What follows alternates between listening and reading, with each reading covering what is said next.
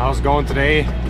Thanks for watching another video. I'm headed over to a pile of sorghum. If you guys have been following along here for a while, we stacked some bales, some wet bales in stacks, and then covered them with plastic, kind of like making baleage but in a stack.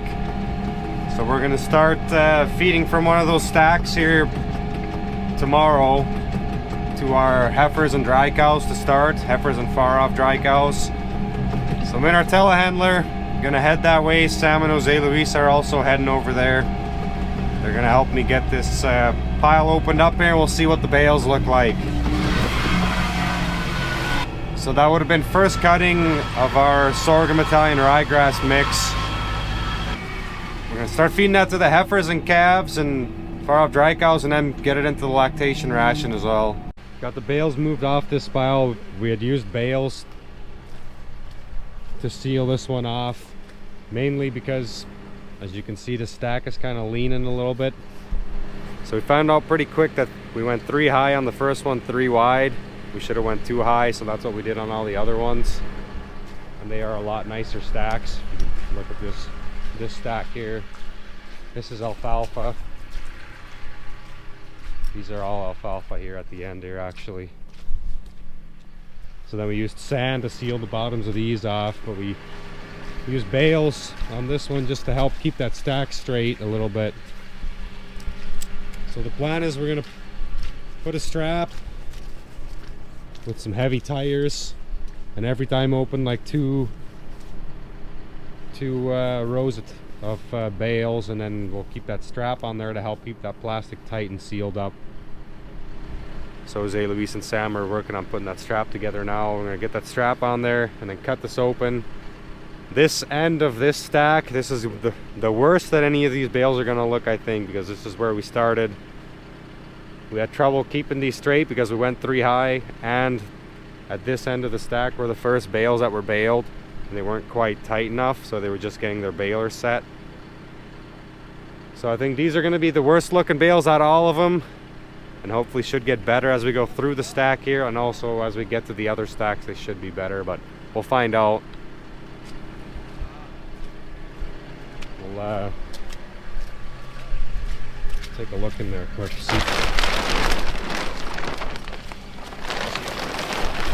Oh yeah, it looks good. We'll get this opened up here and see how the bales look. Got the pile opened up here. Sam and Jose Luis took the plastic to the garbage. I've got the tires, the extra tires from the top on the forks there. Just wanted to show you guys this here quick. She doesn't look too bad here on the sun side, where you can kind of see it. It's definitely got some moisture to it, but overall, I was expecting this stack to look worse. I mean, there's a little bit of mold here on the front, probably because we didn't get it quite tight enough. There's a little bit of speckles of mold there, but I would expect that to get better after this first row here, as the bales are tight to each other. And even if you've got baleage in individual bales, you'll get the odd bale with some mold on it in a corner, or plastic's got a pinhole in it, whatever. I was expecting worse, so I'm glad it looks like this, and hopefully as we get into this stack it gets better. If I remember, I'll maybe show you guys once we get into it, a quarter of the way or so. There is some water on top, so I'm not sure how we're gonna deal with that yet, because I don't really want that all draining onto these bales, because these bales were already on the wet side when we baled these, because we had to get them baled up before our rain. So we were pushing it on the wet side already, and then if we've got a bunch of water running into them, then they're going to be even more wet. But I'll show you guys how this looks in the mix here, and might be tomorrow, but for sure the day after. I might need bales for 1 load tomorrow, but I have to see exactly what we've got left of the old lots. We were actually feeding alfalfa to our calves, heifers, and far off dry cows, and they'll be switching to this. And then we're close to finishing a lot of Italian ryegrass baleage to our milking cows. So once that lot is finished up, then we're also going to switch our milking cows over to this. just so we get some feed, so we can feed through this pile at a good rate. Because the biggest problem with this is going to be keeping these bales from spoiling once we get this opened up here. Put a tire with a strap on, and as you can see, I mean, it does do a good job, but here we're never going to get this perfect. It helps a lot that it's November and highs are in the 50s. Lows are right around freezing here in the forecast, extended forecast, so we should in theory not have a lot of spoilage here because it's essentially like a big refrigerator out here, so that'll help a lot. But still, we're going to want to feed through this at a good pace, because once the oxygen hits this stuff, it just wants to start spoiling. But I'll show you guys how it looks in the mix. It is going to be probably at least a week, maybe, yeah, at least a week, maybe 10 days before it gets into the lactation rations, which is probably a good thing. Then we can feed some of this poorer stuff on this end up to our heifers and calves, and then once we get into the better stuff, get it into our lactation rations as well, and we'll see how the cows do on it. I'm interested to see. This stuff actually didn't test too bad. I'll have to look and see what the protein was on this stuff here before I finish this video, share that with you guys. But kind of a learning curve. We'll see how this works, and we might do it again in the future, but we'll get through all these bales here first before we make that decision.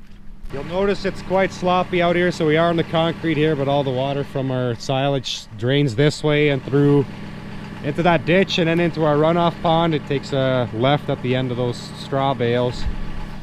So things have been drying up pretty good here. We haven't had rain, or we hadn't had rain or much rain in like a month, so we were really able to get a lot done in the field. But now we had about an inch of rain over 3 days. Most of it came overnight here 2 nights ago, about 3/4 of an inch that night, and that's kind of made things a sloppy mess again here right before things freeze up. So hopefully, there is some sun in the forecast, nice and sunny today, so hopefully things dry out again a little bit before it freezes, so we can keep getting some work done in the fields. Because I do want to do some more ditch cleaning with our scraper, and we've got some things around the yard that I want to get done yet too here.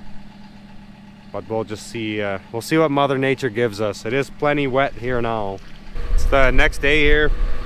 I wanted to show you guys these bales on the inside. So we've got 4 bales set up here. These are these sorghum Italian ryegrass bales, and we've got the last 2 bales of alfalfa baleage, lower quality alfalfa baleage that we were feeding to the heifers, calves, and far off dry cows. So we'll be mixing them in this batch, and then tomorrow it's going to be all sorghum. But this is what it looks like inside. Bales look pretty good. It is fairly long because it was baled with a baler that doesn't have knives. So we'll see what our Supreme mixer can do with these bales.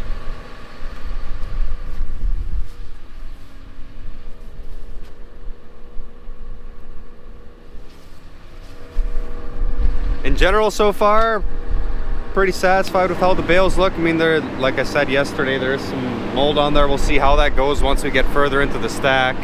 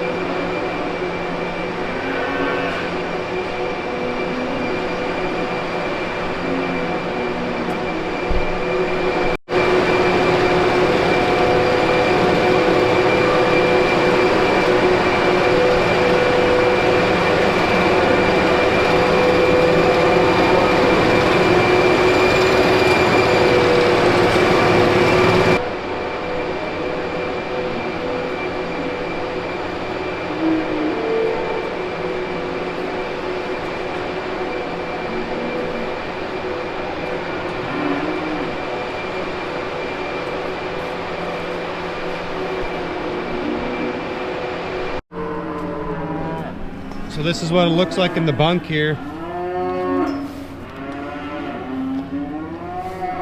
So this mix for these, what we call our calf ration. The heifers are kind of loud here. They're excited about something, maybe about my dog Ramsey here.